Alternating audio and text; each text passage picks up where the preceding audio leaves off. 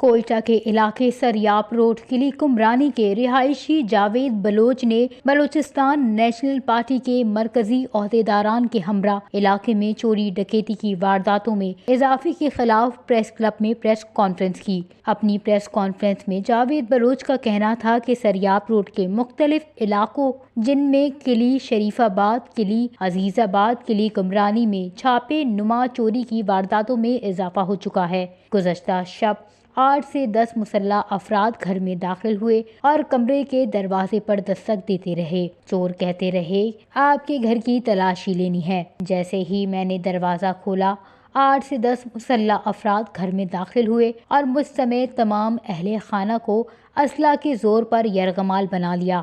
چور گھر کی تلاشی لیتے رہے، گھر میں توڑ پھوڑ کی اور جان سے مارنے کی دھمکیاں دیتے رہے۔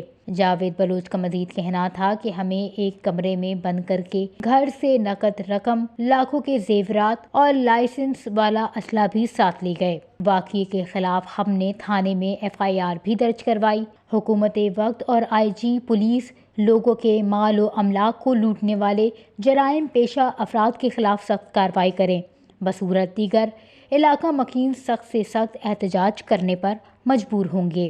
وش نیوز، کوئٹہ، بلوچستان۔